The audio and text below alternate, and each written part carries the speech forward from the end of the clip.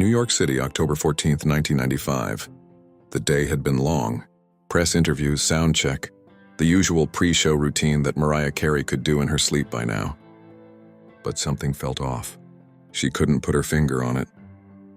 Just a weird energy in the air. Her tour manager had asked her 3 times if she was okay. Mariah kept saying yes, but she wasn't sure if it was true. There was a restlessness in her chest, like she was supposed to be somewhere else, or like something was about to happen. She'd called her mother earlier, talked about the show, tried to focus on normal things, but even that felt distant, like she was watching her life from outside her body. "You good?" her music director asked, walking into the dressing room. Mariah nodded. "Yeah, I don't know. Weird day. Crowd's gonna be insane tonight, sold out. 20,000. I know. So what's the problem?" Mariah shook her head. "Nothing. I'm good. Let's do this." But she wasn't good, and she didn't know why. It wasn't until she burst onto the stage to an explosion of lights and screams that the feeling started to make sense. 20,000 voices shook Madison Square Garden's walls. As she launched into fantasy, her eyes scanned the sea of faces, thousands of them blurring together in the strobe lights, until suddenly her gaze locked onto one man. Middle-aged, maybe late 50s, wearing an old worn Mariah Carey t-shirt, standing about 30 rows back. There was something about his face, something that made Mariah's voice catch for just a fraction of a second before training kicked in, and she continued the verse. The man was crying, tears streaming down his weathered cheeks, but he was also smiling, a smile so full of pain and love and something else Mariah couldn't name. It pierced through the performer's professional armor and struck something in her chest. Why was this man different from the thousands of other emotional fans she'd seen over the years? The man's hands moved with the rhythm, keeping time with the beat. But his eyes were distant, as if he wasn't really there in the arena but somewhere else entirely. Some private place where Mariah's music meant something more than entertainment. Mariah tried to pull her attention back to the performance, hitting her marks, delivering her lines with the precision that had made her a legend. But her eyes kept drifting back to that man, drawn by something she couldn't shake. During the second song, Emotions, the man's lips moved, mouthing every word. Mariah saw his hand move to his chest, clutching something through his shirt. The gesture was so intimate, so raw, that Mariah felt a lump form in her throat. What was he holding? The third song came and went, then the fourth. Through it all, the man remained in the same spot, same expression, same mysterious presence. Between songs, as the crowd cheered and Mariah took a moment to catch her breath, she found herself looking for the man again. When their eyes met across the distance, something passed between them. Something she couldn't put into words but felt in every cell of her body. Her music director noticed the distraction and shot her a questioning look. Mariah just shook her head and launched into Vision of Love. As she sang about finding strength and hope, the irony wasn't lost on her. Here was a moment right now. An internal voice was screaming at her to do something, to acknowledge this man, to bring him up on stage, but why? What possible reason could she have for singling out one fan from 20,000? And yet the compulsion grew stronger with every passing minute, every song, until it became almost unbearable. During a costume change backstage, Mariah grabbed her tour manager by the arm. "There's a guy out there, middle section, about 30 rows back, older guy in my merch. I need you to get him." Her manager looked confused. "For what?" Mariah realized she had no answer. "Just get him. Bring him backstage after the next 3 songs. Tell security not to scare him." Her manager nodded slowly, clearly thinking his boss had lost her mind, but knowing better than to argue. Mariah returned to the stage for the second half of the show, performing Without You, with the kind of emotional intensity that made the audience fall silent. Hanging on every word, as she delivered the soaring chorus, she looked at the man again and saw something that made her blood run cold. The man was sobbing now, not just crying but truly breaking down, and yet he was still smiling, still mouthing the words. The mystery deepened with every passing moment. Mariah found herself altering her set list on the fly, choosing songs about loss, about pain, about holding on to memories, as if she was having a conversation with this stranger through her music. The crowd felt the shift in energy, the show becoming more intimate, more raw than anyone expected. After one sweet day, Mariah saw security personnel moving through the crowd toward the man. She watched as they spoke to him, saw the man's face register shock, saw him shake his head as if he didn't understand, didn't deserve this. But the security guards were gentle, patient. Slowly, the man allowed himself to be guided through the crowd toward the side stage entrance. Mariah's heart was pounding now, harder than it had during any performance. She didn't know why. Didn't understand what was driving this need to connect with a complete stranger, but she couldn't stop it. Couldn't ignore it. It was like something was pushing people together for reasons she couldn't explain. She performed 2 more songs, high-energy tracks that got the crowd jumping again. But her mind was backstage, wondering if the man was there, wondering what he would say. Right at that moment, as she hit the final note of "Always Be My Baby," something in her chest tightened. When she finally took her break between sets, rushing backstage while a video montage played for the audience, her hands were shaking. The hallway seemed longer than usual. Every step felt heavy, like walking through water.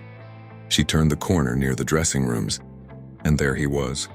The man stood awkwardly, surrounded by crew members who didn't know what to do with him. Up close, Mariah could see the details she'd missed from the stage. The deep lines etched into the man's face, the way his hands shook, the way his eyes held something that looked like both hope and devastation. "Hey," Mariah said, her voice softer than it had been all night. The man looked at her with an expression of such pure disbelief. "I'm David," the man said, his voice rough, Midwestern accent thick. "David Morrison. I'm sorry, I don't know why I'm back here. I shouldn't be here." "No, man, I wanted you here," Mariah said. "I saw you in the crowd and I don't know. I felt like I needed to meet you." David's eyes filled with tears again. "You don't understand. You can't understand what this means. Then tell me." There was a long pause. The sounds of the arena were muffled through the concrete walls. 20,000 people waiting for the show to continue. But in that moment, in that small backstage corridor, time seemed to stop. David reached into his pocket, pulled out something small, a folded piece of paper, worn soft from being handled too many times. He stared at it for a moment, his fingers trembling. "This was his ticket," David said, his voice breaking. "My son's ticket. His son." Past tense, the realization hit Mariah like a punch to the gut. But David didn't elaborate, just stood there, clutching that worn piece of paper. "He asked me to come with him," David continued, his voice barely above a whisper.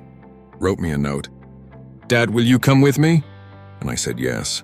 But then his voice cracked, tears streaming down his face. Then everything changed. Mariah wanted to ask, needed to understand, but something in David's expression told her to wait. "He loved your music," David said, his words shaky. "Every album, every track, knew every word. I never really got it, you know? Thought it was too much." He paused, wiping his eyes with the back of his hand. He was complicated. Brilliant kid, got straight A's without trying. But he had this darkness in him, you know? Started when he was about 15. Wouldn't talk to me about it. Wouldn't talk to his mom. Just retreated into his room with his headphones on. "Your music. Always your music," David's voice cracked. I thought it was making him worse. All that emotion, all that pain in the lyrics. I tried to get him to listen to something else. Something more. I don't know, upbeat. We fought about it. God, we fought about it so much. He looked down at the ticket in his hands, running his thumb over the worn edges. Then one night, about 2 years ago, I found him in his room. He was crying. Really crying. And he had Hero playing on repeat. I was about to tell him to turn it off, to stop torturing himself. But then he looked at me and said, "Dad, this song understands me." "Do you?" David's breath hitched. I didn't know what to say. I stood there like an idiot while my son was falling apart, asking me if I understood him, and I didn't. I didn't understand him at all. After I lost him, I started listening, trying to understand what Marcus heard, and I finally got it. It wasn't about sadness. It was about honesty, about feeling things, about not being alone in the darkness. Lost him. The words hung heavy in the air. Mariah's chest tightened. She could see David was holding something back, something too painful to say out loud. "Your son," Mariah said carefully. "Where is he now?" David looked up, met her eyes, and in that moment Mariah saw the full depth of the man's pain. "He can't be here," David whispered. "But I came anyway, because I promised, can't be here." The way he said it, the finality in his voice, Mariah understood without needing the details. Something terrible had happened. Something that couldn't be undone. When you looked at me during the show, I swear I felt him there. His presence. I know that sounds crazy, but it doesn't sound crazy. Mariah cut him off. She put a hand on the older man's shoulder. I felt something too. That's why you're back here. I don't know what it means. Don't know if I believe in signs or any of that. But I know I felt it. David looked at her, something like hope mixed with anguish in his eyes. What do we do with that feeling? The question hung in the air between them. Impossible to answer. Mariah thought about all the people her music had touched over the years. All the letters she'd received. Stories of pain and survival. She'd read thousands of them. Filed them away. Felt grateful but also overwhelmed by the weight of it all. But this was different. This wasn't a letter. This wasn't a story someone else told her. This was immediate. Real. A father standing in front of her holding his son's ticket, asking a question that maybe didn't have an answer. What do we do with that feeling? Mariah didn't know. Didn't have a roadmap for this. She'd never brought a random fan backstage before. Never stopped a show to acknowledge someone's grief. It went against every rule, every piece of advice she'd ever gotten about maintaining boundaries, about separating the performance from the personal. But those rules felt meaningless right now. Standing in this hallway with David, looking at the pain in his eyes, feeling the weight of Marcus's absence like a physical thing between them. Sometimes rules were made to be broken. Sometimes you had to trust the inexplicable. Sometimes the only thing that made sense was doing something that made no sense at all. But suddenly Mariah knew exactly what to do. "Come on stage with me," she said. The words came from somewhere instinctive, somewhere beyond logic. David's eyes went wide. "What? No, I can't. I'm not a performer." "I wouldn't know what to do." "You don't have to do anything," Mariah insisted. "Just stand there. Be there for your son. Let me do a song for him. For you. Let these 20,000 people know that he mattered, that he's not forgotten." She could see David's resolve crumbling, could see the war between fear and desire playing out across his weathered features. "What song?" David whispered. Mariah thought for a moment. Considering her catalog, all the tracks about pain and loss and holding on, then she knew. Hero acoustic, just me and the piano. "You'll stand next to me. Everyone will understand." Though even as she said it, she wasn't sure if that was true, but it felt right, felt necessary. David nodded slowly, wiping his eyes. He would have loved this. He would have absolutely lost his mind. He laughed through his tears, a sound of joy breaking through the grief. Mariah thought, yes, this is why. This is what the feeling meant. They walked back toward the stage together, Mariah explaining to her confused crew what was about to happen, seeing their skeptical faces but pushing forward anyway. Because sometimes you have to trust the inexplicable. Sometimes you have to follow the thread even when you can't see where it leads. The crowd had been waiting for 15 minutes now, getting restless, the energy shifting from excited to impatient. Mariah knew they'd understand, or at least she hoped they would. She walked back onto the stage alone first. The crowd erupted. She held up her hands for quiet, the arena slowly settling into an anticipatory hush. "I want to do something different right now," she said into the microphone, her voice carrying to every corner of the massive space. "Something I've never done before. And I need you all to listen, really listen." She could feel the crowd's attention sharpen, could sense them leaning forward. "There's someone I want to introduce you to," Mariah continued. "His name is David Morrison. 6 months ago, he lost his son. His name was Marcus. He was 19 years old." She paused, letting the weight of it settle. Marcus was supposed to be here tonight. Had a ticket, had plans to come with his dad. But Marcus died in a car accident before he could make it. She heard the collective gasp from the audience, felt the mood in the arena shift from entertainment to something deeper, something more human. The silence was deafening. "But David came anyway," Mariah said, her voice softer now. "Came wearing his son's shirt, holding Marcus's ticket, because Marcus loved this music, loved these songs. David wanted to be here for him, wanted to keep that promise they made. When I saw David in the crowd tonight, I felt something I can't explain. I asked him to come up here because sometimes we need to remember what music is really about, what it's really for. It's not just entertainment. It's connection. It's feeling less alone in the darkness. It's knowing that someone else out there gets it, gets you. And Marcus, wherever he is, I hope he knows he was seen. He was heard. And he mattered." The arena was silent now. Mariah gestured to the wings where David stood frozen, terrified, Slowly, so slowly, David walked onto the stage, stepping into the blinding lights. The crowd began to applaud, softly at first, then building, then becoming a thunderous roar of support and love and shared humanity. David's knees nearly buckled. But Mariah was there, steadying him, guiding him to a spot near the piano that had been rolled out to center stage. "This is for Marcus," Mariah said into the microphone, "and for every kid out there who feels lost, who feels alone, who thinks nobody understands. You're not invisible. We see you. Your story matters." She sat down at the piano, her fingers finding the opening chords of Hero. As she began to sing, her voice stripped of all production and effects, just raw emotion and melody, David stood beside her, crying openly now, no longer trying to hide it. Something happened in that arena, something that went beyond performance or celebrity. It became a shared moment of grief and healing. Every person in that crowd thinking about someone they'd lost, someone they loved, someone they wished they could say one more thing to. Mariah's voice cracked on certain lines, emotional in a way she rarely allowed herself to be in public. She thought about her own family, about how fragile life was, about how much pain existed in the world, how sometimes all you could do was acknowledge it, witness it, share it, and in doing so make it slightly more bearable. When the song ended, the arena was silent. 3 heartbeats, 4, 5, then someone in the front row started clapping. Slow, rhythmic, not the usual concert applause, something more deliberate, more meaningful.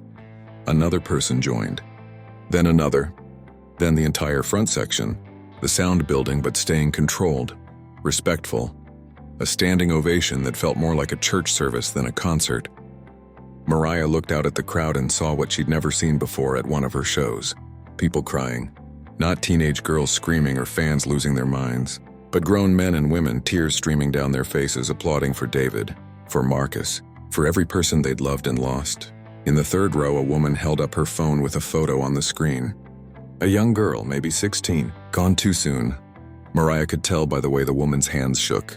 Near the back, a man had his hand over his heart, mouthing "thank you" over and over. The applause continued for almost 2 minutes. Not getting louder, not becoming chaotic, just sustained, present, real. David stood there taking it in, his face a mixture of devastation and something like peace. He turned to the crowd, raised his hand in a small wave. The gesture so simple, so human, that it broke something in the arena. The applause shifted, became more emotional, some people sobbing openly now. Mariah stood up from the piano, put her arm around David's shoulders, whispered, "They see him. They all see him." David nodded, unable to speak. In that embrace, 2 strangers connected by music and loss found a moment of peace. As David walked off stage, escorted by security back to his seat, Mariah stood at the piano for a long moment, collecting herself. She thought about all the kids out there struggling with darkness, all the parents who would do anything to protect them. She thought about the responsibility that came with her platform, with her words, with her ability to reach millions. The rest of the concert passed in a blur, Mariah performing but her mind still on David, still thinking about Marcus, still trying to understand what had just happened. Later that night, after the crowd had gone home and the arena had emptied, Mariah sat alone in her dressing room. There was an envelope on her table, left by security, from David. She picked it up, felt the weight of it. On the back, David had written a note in shaky handwriting. "Mariah, thank you for tonight. Thank you for seeing him, for seeing me.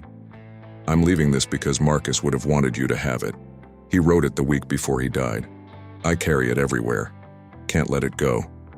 But I think he'd want you to know what your music meant to him, what it did for him. David." Mariah set the note aside, opened the envelope slowly. Inside was a letter but also a photo. Marcus at maybe 17, skinny kid with dark hair wearing the same Mariah Carey t-shirt David had on tonight. He was smiling, but there was something in his eyes, something that looked familiar. That same look Mariah saw in the mirror sometimes. The look of someone fighting battles nobody else could see. She stared at the photo for a long time, trying to memorize the face of this kid she'd never met. This kid who'd loved her music enough to ask his dad to share it with him. This kid who'd never made it to the concert. Then she unfolded the letter, written in a young man's handwriting, Marcus's handwriting, dated a week before he died. David had told security he carried it everywhere, couldn't let it go. Mariah's hands shook as she read it. "Dad, I know you don't really get why I listen to this music so much, but it's not what you think. It's not about being sad or emotional. When Mariah sings about strength, about surviving pain, about finding hope, I feel less alone. Like maybe I can make it too. These concert tickets? It's my way of showing you what this means to me, sharing it with you. Love you, Dad. Can't wait. Marcus." Mariah read the letter 3 times. Each time, the words hit harder. By the 3rd time, tears were streaming down her face. Marcus had written this a week before he died. Had no idea he wouldn't make it to the concert. Had no idea his father would end up coming alone, carrying his memory, keeping that promise. She realized something she'd always known but never truly felt until this moment. Her music wasn't just entertainment. It was a lifeline. For kids like Marcus. For people fighting battles no one else could see. She folded the letter carefully, put it back in the envelope.